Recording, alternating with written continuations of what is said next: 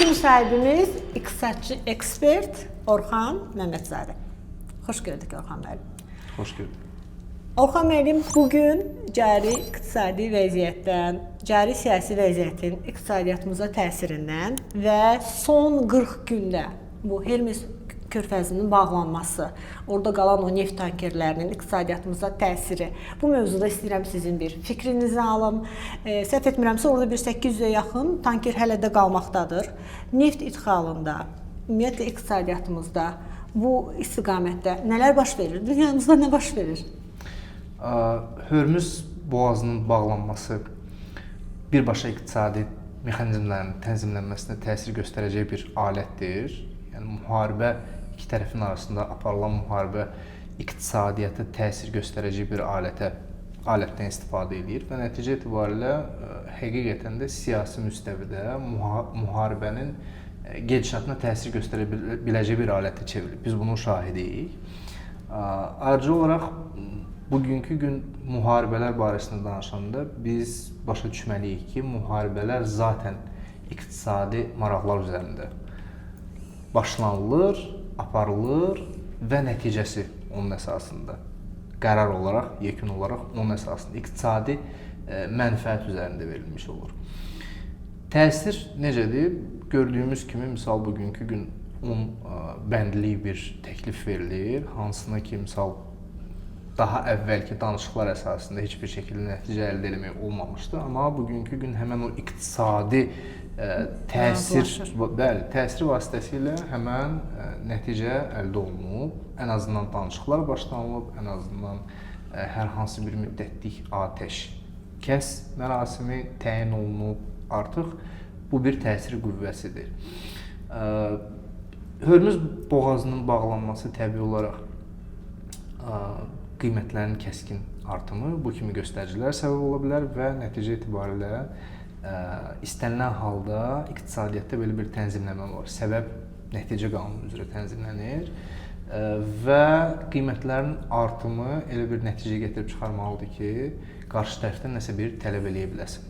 Qiymətlərin də sonsuz şəkildə artımı müəyyən bir iqtisadi bir zənbil var. Onun da bir dayanıqlıq göstəricisi var.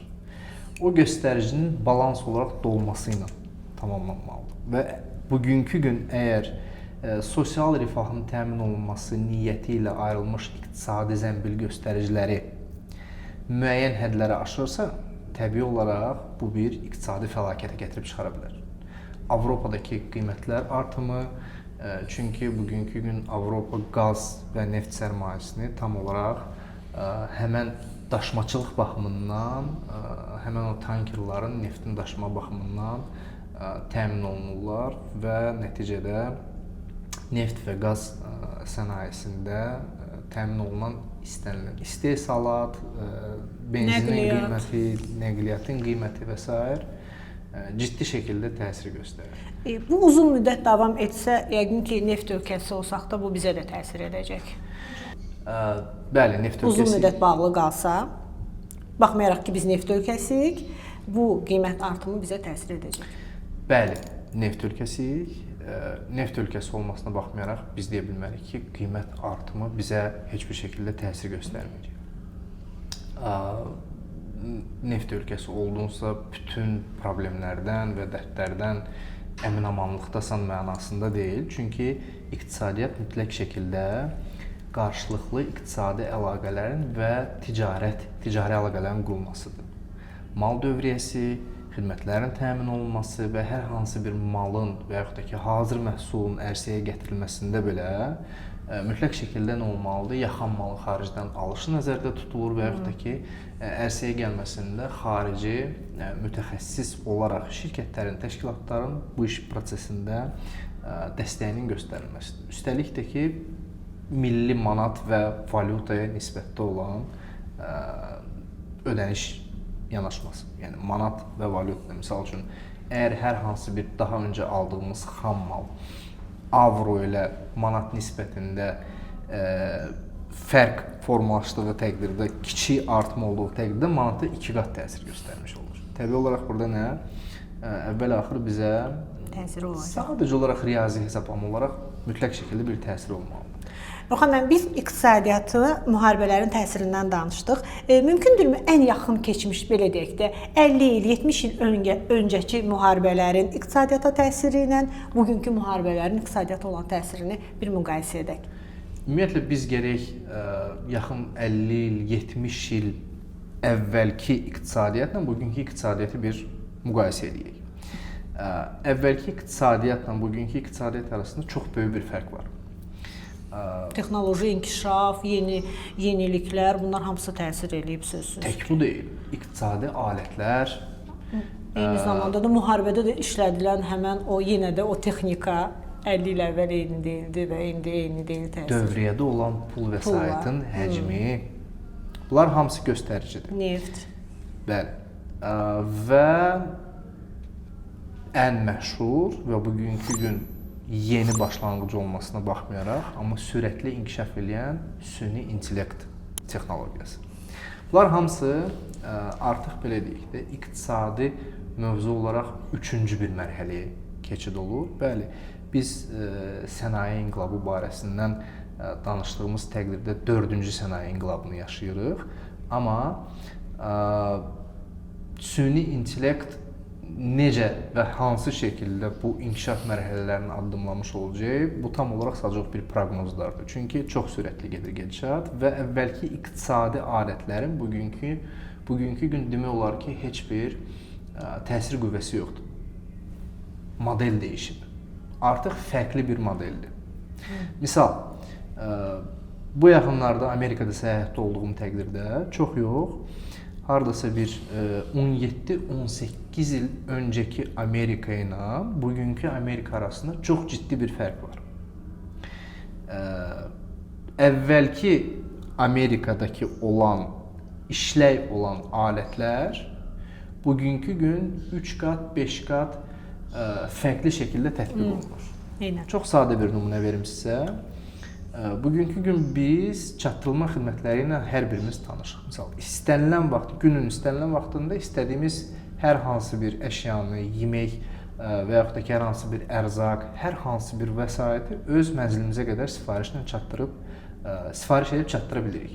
Yəni, çatdırılmasını təmin olunur və biz ona nə edirik? Əl çatmış olur. Yəni, bizə çatdırılmış olur.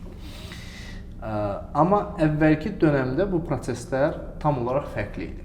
Yəni, misal, əvvəlki insanlar, çox demirəm, 17-18 il bundan öncədən gedirdik, nə edirdik? Bazarlığımızı eləyirdik, bir həftəlik bazarlıq təmin olunurdu. Bazarlıq təmin olunandan sonra dolablarımız var idi, dolablara yığırdıq ərzaqları və gün olaraq nə edirdik? Filan günü, filan məhsuldan istifadə edəcək və s. Bugünkü gün artıq bu gedişat həm yeni iş yerlərinin açılması niyyəti ilə müşahidə olunur, həm də ki, iqtisadi alət olaraq çox fərqli bir elektron rəqəmsal platformaların gündəmdə olmaq məsələsinin müzakirə olunmasını.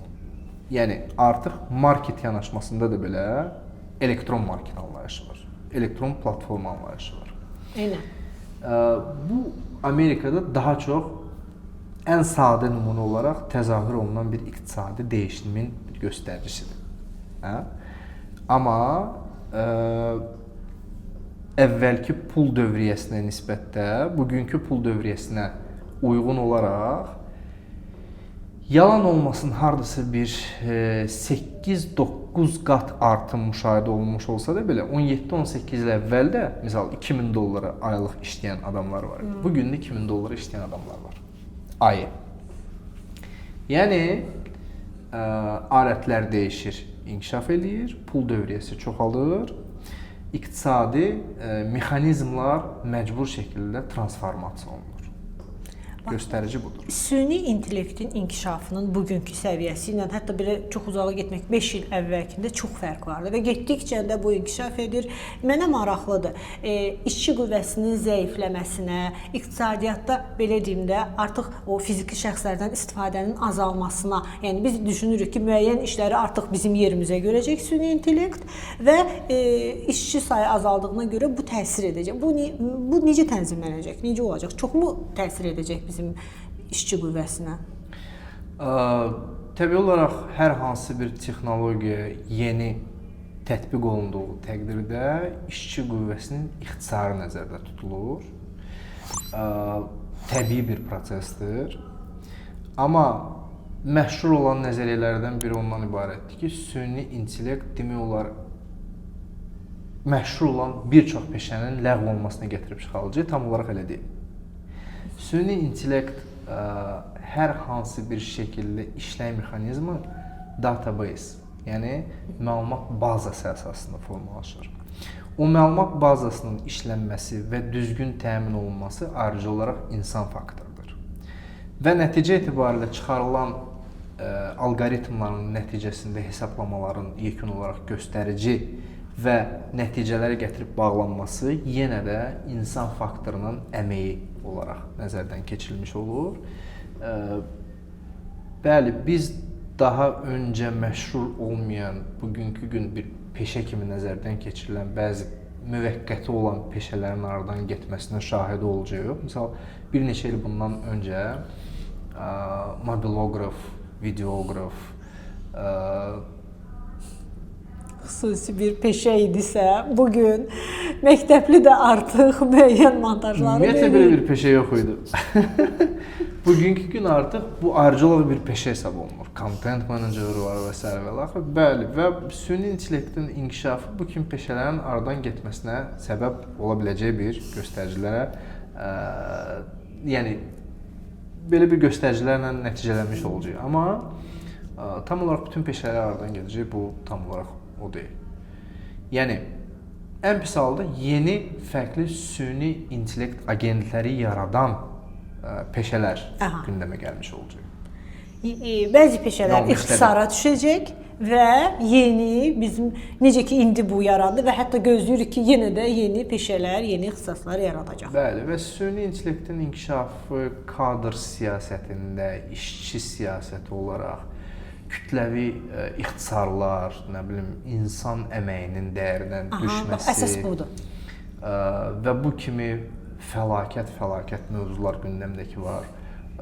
Onların necə deyim sizə, bir fikir olaraq cərəyan etməsi təbii olaraq bir təsir qüvvəsi olacaq. Biraz müəyyən mənada ixtisarlar da olmalıdır, müəyyən peşələr aradan da getməlidir, amma əsas əmək var ki, hər bir şey də rəqəmsal aləm üzrə təmin olunur.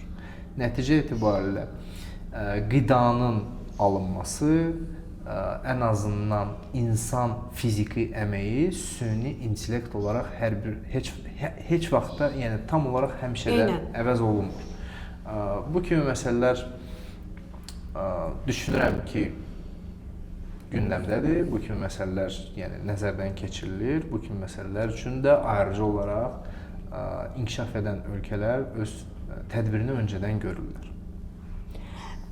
Orxan müəllim, mən Azərbaycan iqtisadiyyatından danışmaq istəyirəm. Azərbaycan iqtisadiyyatında neftin yeri məlumdur, əvəz edilməzdir, böyükdür, bu öz yerində. Mən sadəcə istəyirəm 20 il öncəki bizim iqtisadiyyatımızın neftdən asılılığı ilə bugünkü, yəni bugün artıq biz daha inkişaf etmiş bir ölkəyik. Bizim iqtisadiyyatımızın neftdən asılılığı, digər aqrar sahələrin inkişafı, bugün şəxsi sahibkarlıqların və s. inkişafı, biraz bu mövzuya toxunaq və müqayisə edək.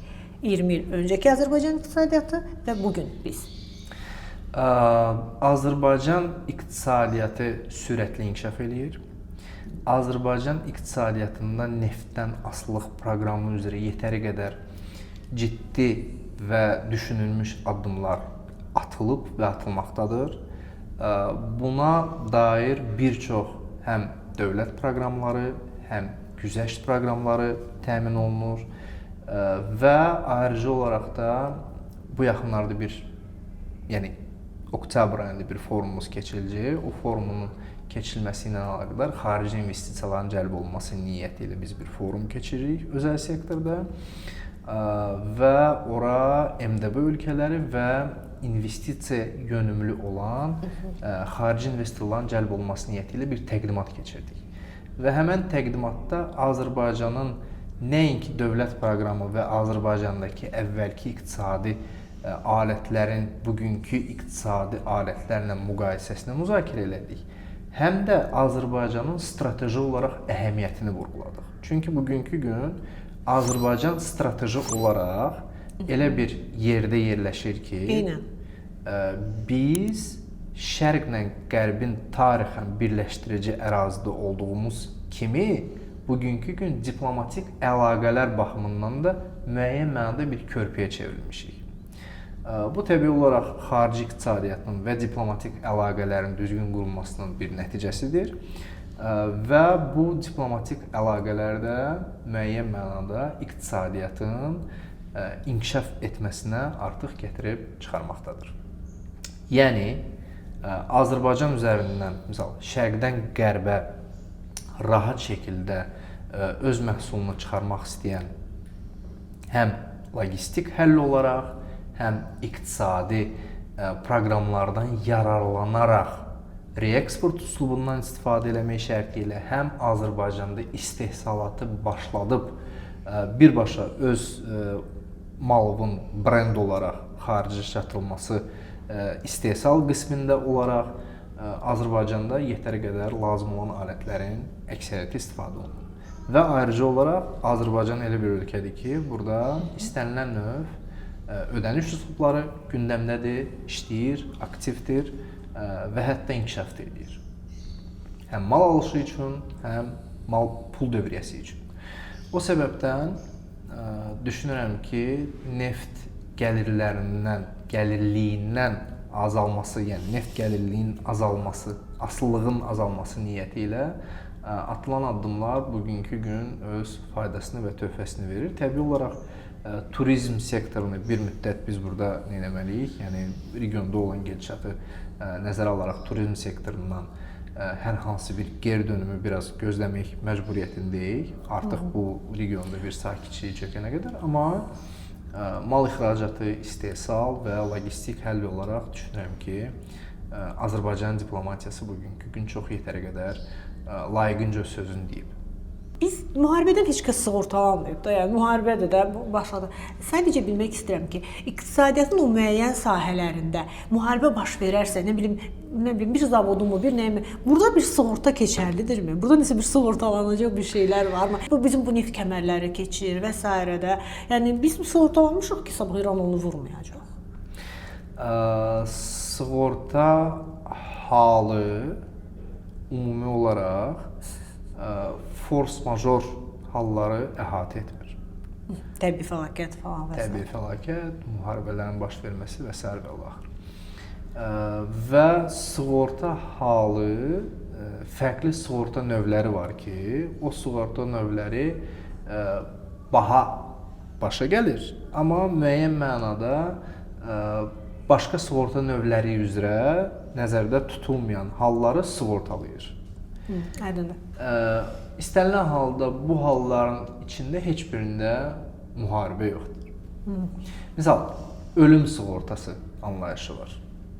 Misal, əgər ailənin üzvü dünyasını dəyişdiyi təqdirdə öncədən misal sığorta haqqı ödəyir və dünyasını dəyişdiyi təqdirdə ailəsinə filan qədər məbləğ ayrılmış olur. Azərbaycanda tətbiq olunmur, yavaş-yavaş tətbiq olunacaq bir alətdir. Fərqli alət olaraq istifadə edilir. Burada da müharibə istisnadır. Müharibədə ölürsə bu halda belə müharibə yenə də istisnadır. Hətta belə hal tətbiq olunduğu təqdirdə də hansı bölgədən olduğu nəzərdən keçirilir. Yəni misal, mən hansı bölgədən olduğum təqdirdə mənim oradakı orta yaşayış ili nəzərdən keçirilir. Tamam. Və ondan sonra yenə də düşünürlər ki, misal biz bunu sığortalayaq ya yox. Bugün iqtisadi durumumuz çox normal vəziyyətdədir deyə bilərik. Bu sizin xoşbəxtliyinizə təsir eləyir? Nə qədər ki faydalayam xoşbəxtəm. Bəs ümumi götürək. Ümumilikdə maddiyyat və xoşbəxtlik bir-birinə təsir edən amillərdir sözsüz. Bu gənclər üçün biz bunu deyirik. İndi biz özümüz bilirik. Seçim olanda xoşbəxtlik. Təbii xoşbəxtlik. 5 gün ərzində nə gözləyirsiniz? Nə olacaq? Nə baş verəcək? Məncə heç olmaz. Dəyişiklik olmur. Təzədən müharibələr davam edəcək. Yəni mənə sizin fikriniz maraqlıdır. Avropa qərb olaraq Avropa və Amerika arasında narazıçılıqların inkişaf etməsi nəticəsində müəyyən mənada Amerikanın bu qitədə təsirinin azalması. Bu artıq zəruri bir haldır. Zəruri bir hala çevrilib və nəticə etibarilə qiymətlərin kəskin şəkildə artımının dayandırılması üçün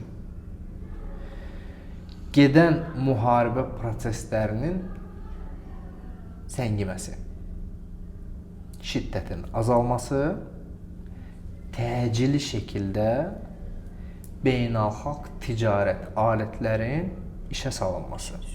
Hansı şəkildə olacaq, kimin üçün daha faydalı olacaq, kim bundan yararlanmış olacaq, bunu zaman göstərəcək. Amma əsas gedişat ondan ibarətdir ki, mən buna əminəm. Bu gedən proseslərin içində Azərbaycan uduş mövqeyindədir. Yəni, əvvəldən gedən proseslərin yekununa qədər. Dediyim kimi, əsas iki göstərici var. Birincisi, geosiyasi göstərici, ikincisi diplomatik əlaqələrin düzgün qurulması. Yəni dedik ki, Azərbaycan müəyyən mənada istənilən halda transfer, həm diplomatik transfer ərazi olaraq, həm transfer ticari dövrü olaraq, ərazi olaraq yetəri qədər özünü etibarlı partner olaraq isbat edildiyinə görə bugünkü gün bu bizim gələcəkdə iqtisadi səmərənin əldə olunması üçün bir zəmindir.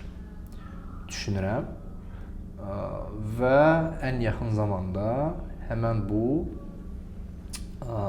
əldə edəcəyimiz nəticələr müəyyən mənada bizim iqtisadiyyatımızın daha inkişaf etməsinə gətirib çıxaracaq.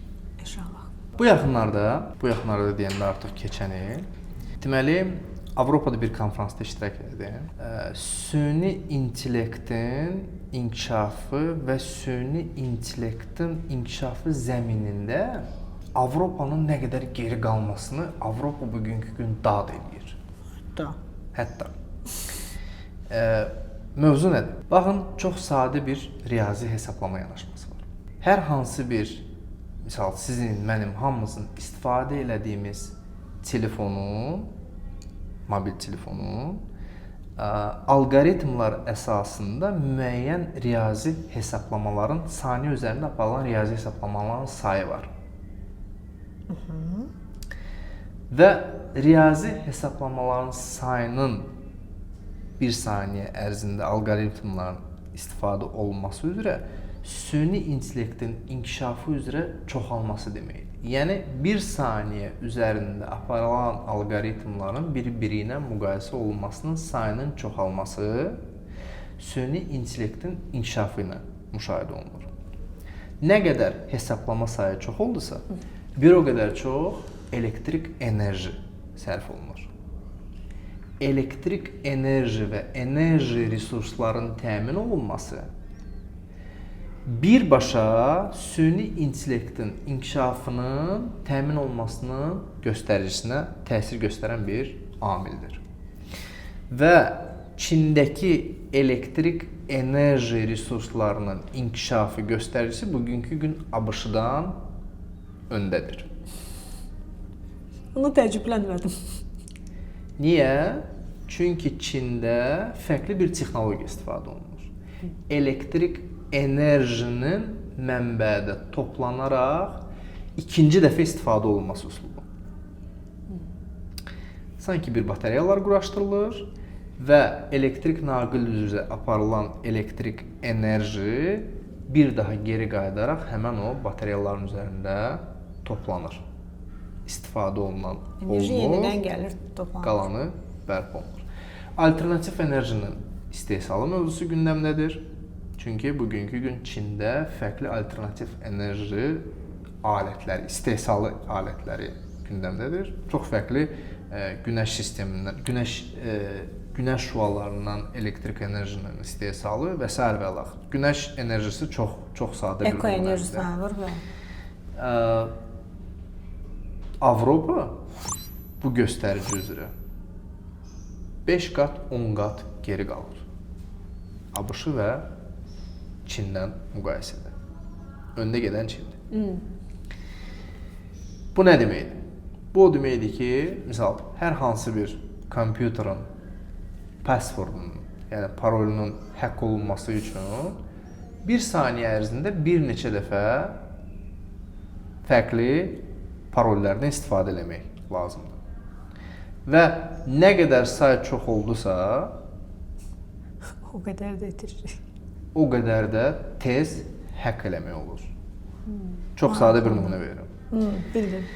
Nəticə etibarilə süni intellekt yeni model və yeni istifadə oluna biləcək süni intellekt sahibi bütün kompüter sisteminin sahibi mənasındadır.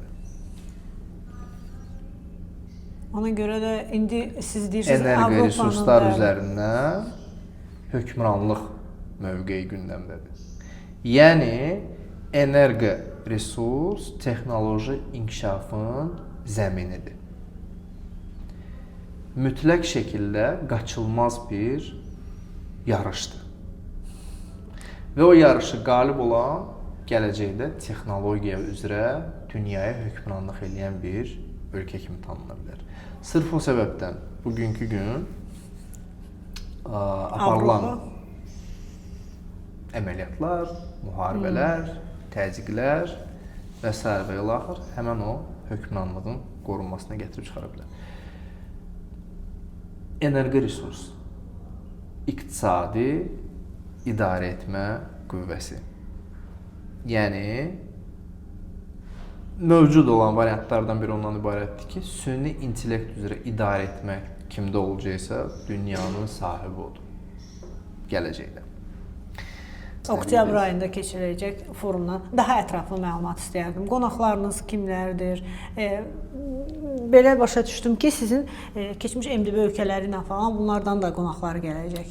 Və mövzu sırf sahibkarların, siz elə dediniz, yoxsa mən yanılıram? Oktyabr ayında keçirəcəyimiz forumun adı TEI forumdur. Trade Export Innovation adlanır və həmən forumun təqdimat gecəsi keçirildi. 3 ölkənin səfiri dəvət olunmuşdu. Hörmətli millət vəkillərimiz dəvət olunmuşdu. İqtisadiyyat Nazirliyinin nümayəndələri var idi. Fərqli dövlət qurumlarının nümayəndələri iştirak edirdi həmin təqdimatda və oktyabr ayında keçirəcəyimiz forum birbaşa ticarət, ixracat və innovativ həllərin tətbiq olunmasına həsr olunur. Həmən forum beynəlxalq səviyyədə tətbiq olunan alətlərin işlənməsi niyyəti ilə investorların cəlb olunması, iqtisadi ticarət əlaqələrinin qurulması və əlavə olaraq Azərbaycanın bugünkü gün nə qədər strateji olaraq maraqlı bir ərazi olaraq ətraf ölkələrə çatdırılması niyyətini daşıyır. Dəvət edəcəyimiz şəxslər həm MDB ölkələri olaraq sahibkarların dəvət olunması nəzərdə tutulub, həm xarici investorlar Azərbaycandakı olan iqtisadi alətlərlə tanış etmək niyyətimiz var və həm də ki, daxili istehsalatın gücləndirilməsi niyyəti ilə xaricdən gələn sahibkarlıq və fərqli olaraq investisiya alətlərinin sərbəst istifadəyə verilməsində öz vasitəçilik fəaliyyətimizi yerinə yetirmək niyyətimiz var. Ayrıca olaraq forumun içində startap mədəniyyəti olaraq yeni startap alətlərinin istifadəyə verilməsi və yerli startapların inkişaf olunması üçün startap proqramlarının xarici investorlarla tanış olması niyyəti var. Çünki startap fərqli bir startap olduğu təqdirdə dünyanın dəyişilməsinə gətirə biləcəyi bir layihəyə çevrilə biləcəyi bir startaplar var. Və yaxşı olardı ki, həmən o startapların sahibləri elə öz Azərbaycan vətəndaşlarımız olsun. İnşallah. Forumun keçirilməsi niyyəti ilə də biz həmən startap layihələrinin təqdimat mərasimləri olacaq. Ayrıca olaraq bir ərazi ayırmışıq. Həmən o startap layihələrin orada təqdimat olaraq bir məkanı olacaq öz məhsullarından tanış etmək fürsətləri olacaq və s. Bu kimi alətlər istifadəyə veriləcək. İnşallah sizə bu məsuliyyətli və uğurlar arzulayıram bu yolda. Çox belə böyük hədəfləriniz var. İnşallah bu çox gözəl olacaq. Bu xarici inspektorların mənə elə gəlir ki, Azərbaycana cəlb olunmasında bir tramplin olacaq inşallah. Gələrlər, tanış olarlar, bilənlər var, bilməyənlər də öyrənərlər. Çox sağ olun Orxan bəy. Çox xoş oldu sizi tanımaq. Sizinlə belə bir dialoqa girmək. Təşəkkür edirəm sizə. Fikirləriniz çox maraqlı idi.